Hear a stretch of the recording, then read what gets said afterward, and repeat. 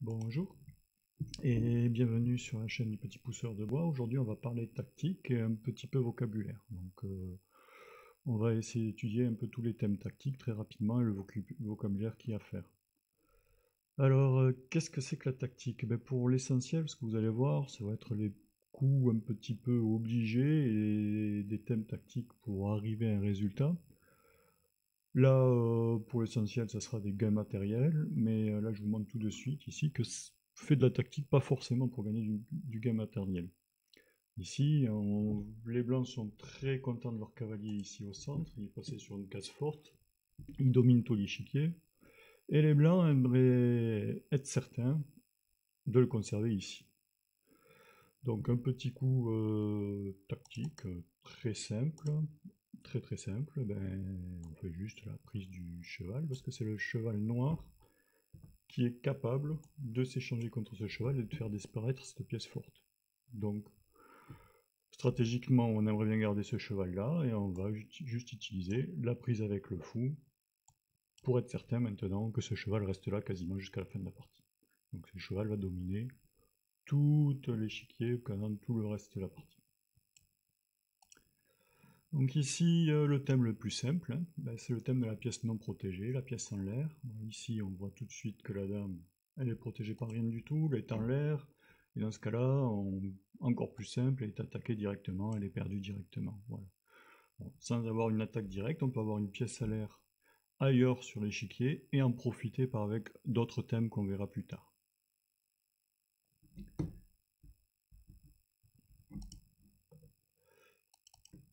Même type de thème, une pièce pas assez protégée. Ici, on voit que le cheval est protégé qu'une fois par le pion, mais elle est attaquée deux fois.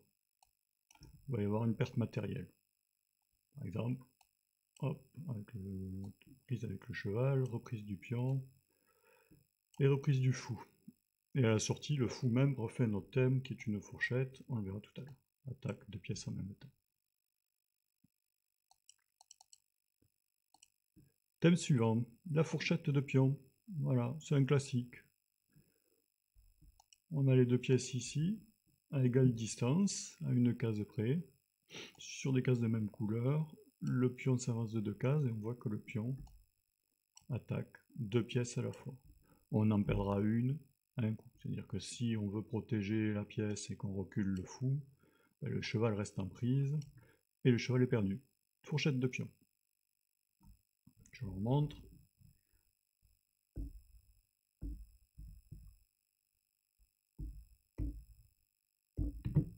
Et le cheval est perdu.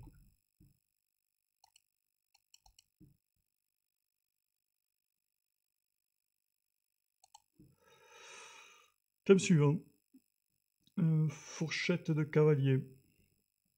Là, il va faire attention parce que cette chose arrive souvent. Le cavalier est très difficile à suivre. Et c'est l'arme principale du cavalier, c'est la fourchette.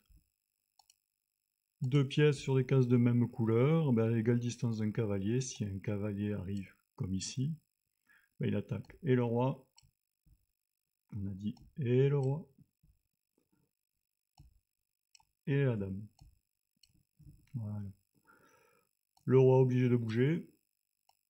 La dame est perdue.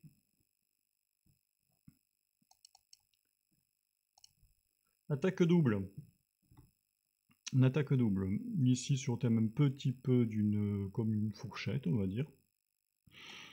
La dame attaque deux pièces à la fois. Ce cheval, ce cheval.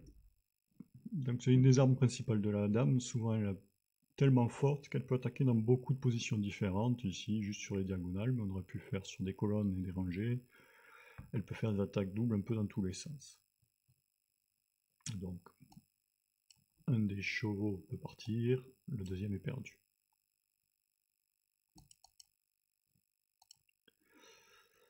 L'enfilade, ou la brochette, c'est un coup du fou, arme favorite du fou.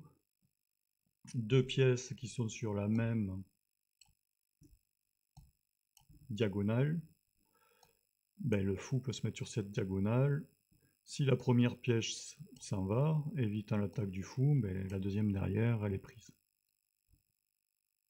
On peut faire aussi des enfilades avec la tour. Voilà. Il y a beaucoup de monde sur cette colonne. La dame attaquée, si elle s'en va, on va dire ici, le cheval derrière est pris.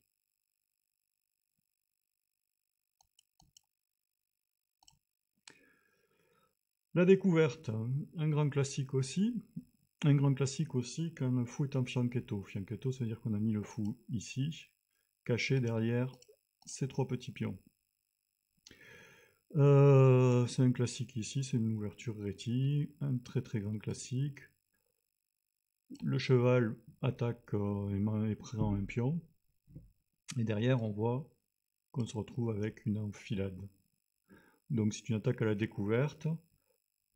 Le cheval cachait le fou et l'action du fou. Quand le cheval s'en va, ben on voit l'action du fou. Ici, si les noirs reprennent, les noirs ne veulent pas. Si les noirs reprennent, ben le fou mange la tour. Élimination de la défense. Cette tour attaque le fou. Ce fou est défendu par le cheval. Conclusion, si on élimine le cheval, ben peut-être qu'on peut en profiter pour manger le fou. On peut le voir comme ça. On prend le cheval, reprise, et ici le fou est perdu.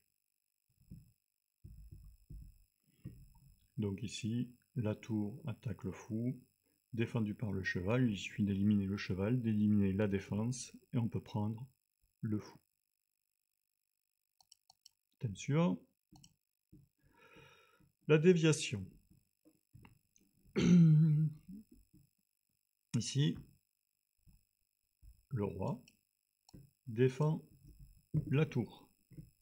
Et si on pouvait dévier ce roi de sa défense, on pourra en profiter pour prendre la tour. Donc ici, il y a deux thèmes à un thème de l'attraction et de la déviation. La déviation, ici, le roi est obligé de prendre la dame, la tour prend la tour, donc on a dévié le roi de la défense de la tour, donc on peut le prendre maintenant avec la tour. Et il y avait une autre attraction, un système d'attraction, parce qu'ici il y a check et mat, en fait on a attiré le roi vers une case où il va se faire mater. Donc il y avait deux thèmes à un, mais un des thèmes principaux, c'est la déviation. C'est encore une espèce d'élimination de défense, on a dévié la défense, et on peut prendre la pièce. Mais ici avec un échec et mat. Thème suivant. L'attraction. Ici, on peut voir que si on met le cheval ici, il attaquerait la dame. Mais on s'est dit, on pourrait faire quelque chose avec ça. Une case conjuguée de cette attaque, pour faire une fourchette, ça serait cette case. Si on était possible d'attirer le roi ici, on pourrait faire une fourchette. La tour vient sur cette case, le roi est obligé de monter là, parce qu'il ne peut pas fuir ici ou ici, parce qu'il y a le cheval. Voilà. Obligé de prendre. Et au prochain coup, une fourchette. Le roi bouge, la dame est perdue. Une attraction. Donc en gros, c'est attirer la pièce, ici le roi, dans un piège, vers une case où il ne devrait pas aller, il ferait mieux pas d'y aller, parce que sinon il perd quelque chose.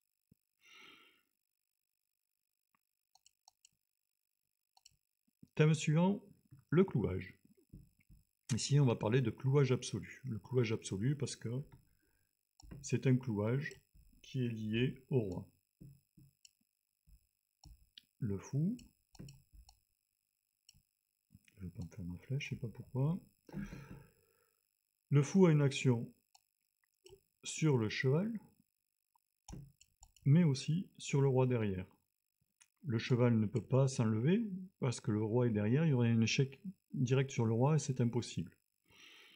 Donc ce cheval ne peut pas bouger. Or ce cheval, en théorie, il défend ce pion, mais comme il est cloué, ben, il ne sert plus à rien. C'est une pièce clouée, elle ne peut plus bouger, elle ne sert à plus rien sur le jeu. Les blancs peuvent prendre ce pion sans problème. Les noirs ont perdu un pion parce que ce cheval est cloué. Ça, c'est le coulage absolu.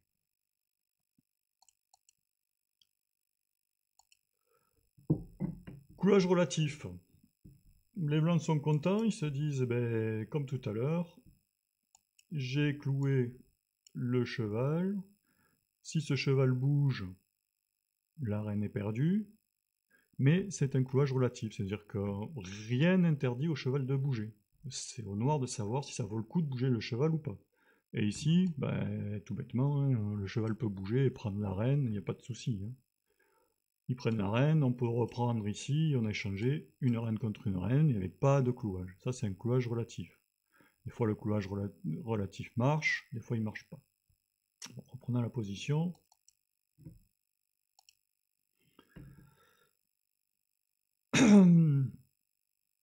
L'interception.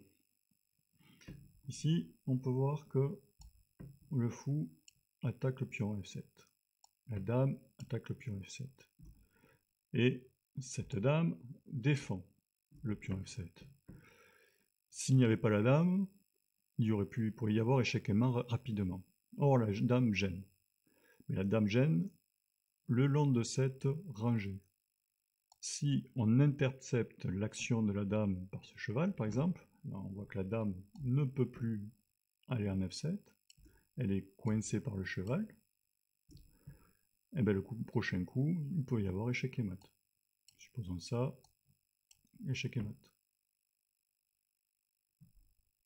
Donc c'était une interception d'une ligne de défense. Encore, on peut appeler ça aussi une élimination de défense. On intercepte l'action de la défense, on élimine cette défense en quelque sorte. C'est pas une élimination physique comme on a vu au début avec la prise, mais c'est une sorte d'élimination de défense.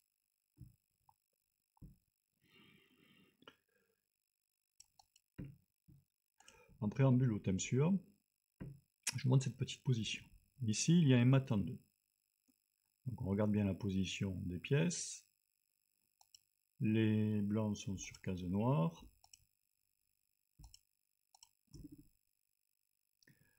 Mat en 2 qui commence par cavalier échec. Le roi, ici la tour, bloque le roi. Donc forcément, seule case ici. Et au prochain coup, échec et mat. Un mat très classique. J'essaie de se retrouver sur cette position. Donc le mat en 2, très classique, il doit très bien l'avoir à l'œil. Le souci, c'est que ici, si on ne peut pas amener le cavalier parce qu'il y a la tour. Donc ben, il faudrait dégager cette case pour faire passer le cavalier. Mais il faut dégager cette case de telle manière que l'on conserve roi et tour ici. Donc Schessler dégage sa tour, fait échec. Le roi descend, obligé. S'il avait défendu ici avec la tour, il aurait perdu sa tour, et au coup suivant, il y aurait eu échec et mat. Voilà, échec et mat. Donc, défense, le roi s'en va. Mais maintenant, ici, il ne peut pas y avoir échec et mat tout de suite. La cage est bien dégagée, mais si le cheval vient ici, il vient ici sans faire échec, au prochain coup, c'est les noirs qui perdent une pièce. Donc en plus du dégagement de la case, Schessler va trouver une autre petite combinaison qui s'appelle, vous l'avez vu, l'attraction. Puisqu'il faut, pour que ça fonctionne, que le roi sur case noire, excusez-moi, on est obligé de la tirer. Ici, prise, et là on revient au thème qu'on a vu tout à l'heure. Échec, le roi s'en va, échec et mat. Donc ici on avait un dégagement, une attraction, et un petit mat derrière. Voilà. C'est tout pour aujourd'hui, c'était très rapide, c'était juste pour vous présenter les thèmes. En suivant, on fera des petits exercices un petit peu dessus, mais de temps en temps, je parlerai de déviation, attraction, clouage, etc. Donc si les termes, vous ne les comprenez pas à ce moment-là, vous pouvez revenir ici. Si ça vous a plu, faites un petit pouce, sinon vous pouvez toujours vous abonner à la chaîne. Au revoir.